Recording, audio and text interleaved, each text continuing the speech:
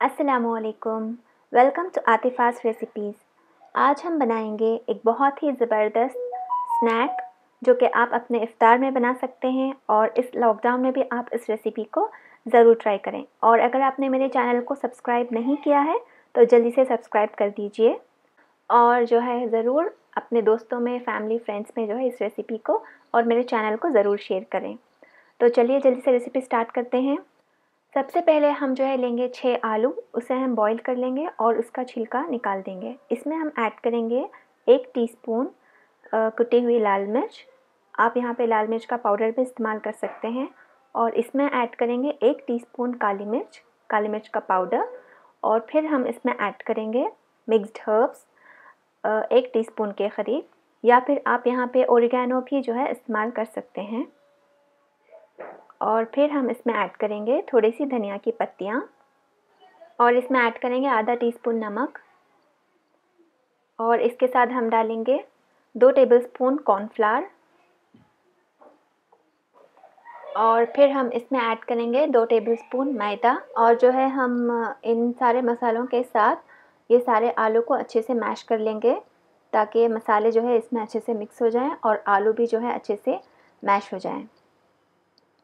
ये देखिए हमारा आलू और मसाले जो है अच्छे से कंबाइन हो चुके हैं और इसे जो है हम एक डो की तरह तैयार करेंगे।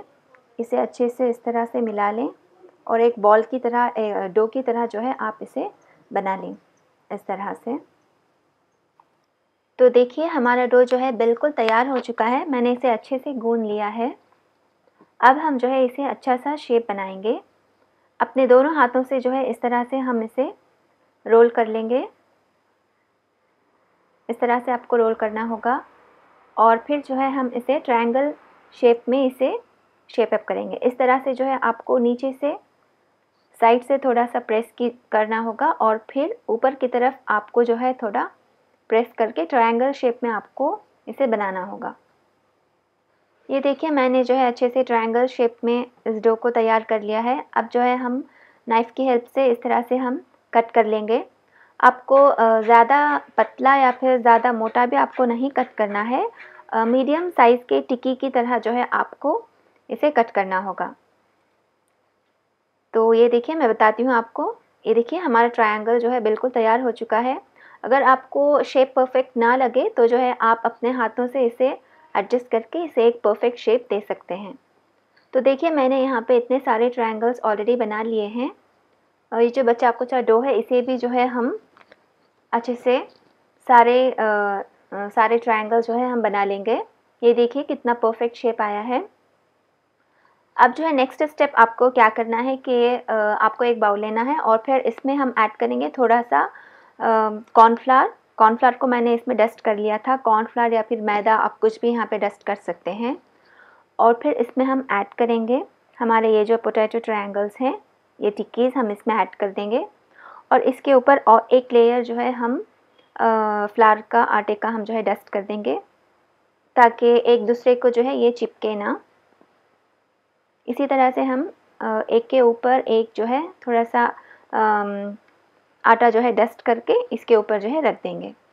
और फिर जो है हम इस बाउल को फ्रिज में रख देंगे एक आधे घंटे के लिए।